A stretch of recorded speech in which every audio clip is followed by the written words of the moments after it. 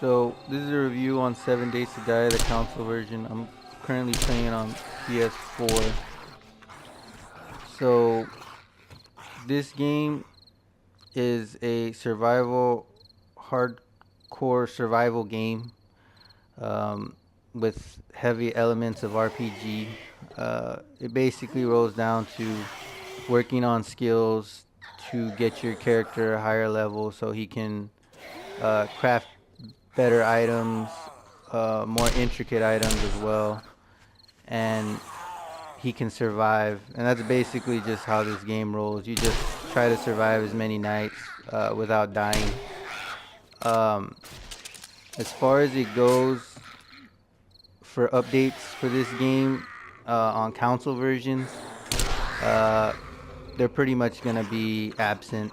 As far as it goes, because Telltale Games was the publisher of this game on consoles, they don't have the rights to this game anymore because when they went under, Fun Pimps canceled their uh, publishing rights for the console version, which, well, basically was only for the console version. And when they did that, it basically just prevented any further updates or sequels to this game. So as soon as that happened, Fun Pimps tried to get the rights back to the game for the console version, but they weren't able to do so. And a lot of speculation is that since they were already going under, Telltale Games was already going under, so in other words, basically they kind of screwed the Fun Pimps out of their own game for consoles. So, updates aren't going to be any. The game you buy is essentially going to be it for possibly the near future, especially with the new generation of consoles on the horizon. I mean, the only hope that mostly anyone really has is that uh, the Fun Pips decide to make another game from the ground up for consoles. But again, that also has its legal problems too because, like I said, Telltale owns the rights to console versions. So, I mean, there'd probably be some kind of legal battle about that. Either way, the game as is, it's pretty buggy. I'm not gonna sit here and say that it's not. I mean, it has some pretty decent effects most of the time. Um, you don't really have any problems for occasional hiccups in the map and rendering of some of the graphics, like trees and grass and all that kind of stuff. For the most part, I think if you're within 1,000 blocks of anything, you can see pretty well. You go outside that too fast though, and the game will kind of like render if you don't uh, move in too quick, I guess. Cause like you can go pretty far out, maybe like 100 maybe like 500 blocks. It mostly just happens on my mini bike, and the map will just blur out, and you won't be able to see anything. It'll just be like really bad textures of a road and like green of the grass, but like you won't actually see any of the effects like the grass growing or swaying or trees or rocks or anything. It'll just be flat surface.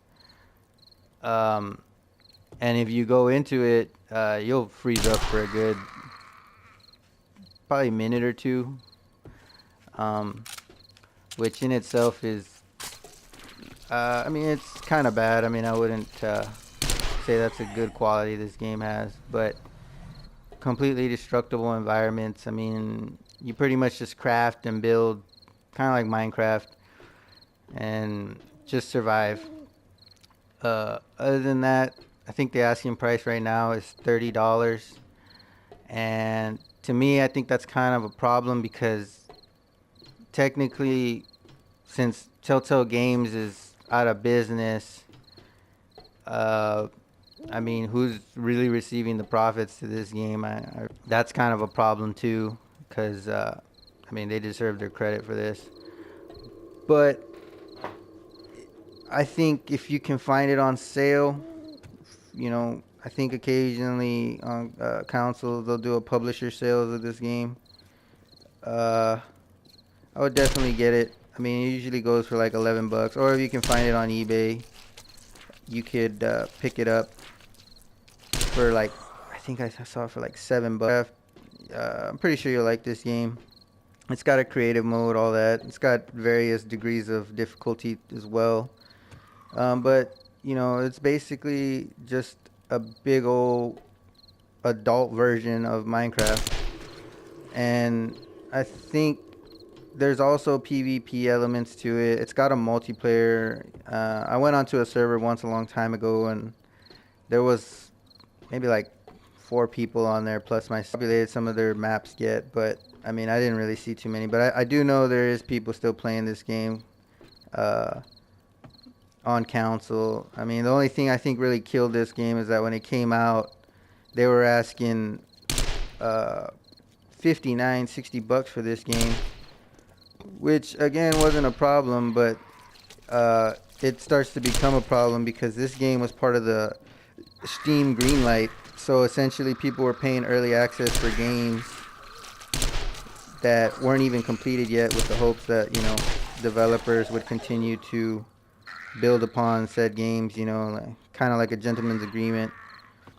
But for consoles, yeah, that's kind of just over, because like I said, that Telltale going under kind of just stole the win from this game. I would suggest, if you have a PC, go for it on PC. If you got a rig that can play this on PC, I would say that's probably where your money's better spent, because on PC, the updates are still coming, and I'm pretty sure for the foreseeable future that they will be coming, because like everything, this game was originally a PC concept. Started off on the Greenlight, got pretty good reviews, and it picked up enough so people got it on a console. Like I said, the only problem is yeah, I mean, occasionally you run into some items being lost.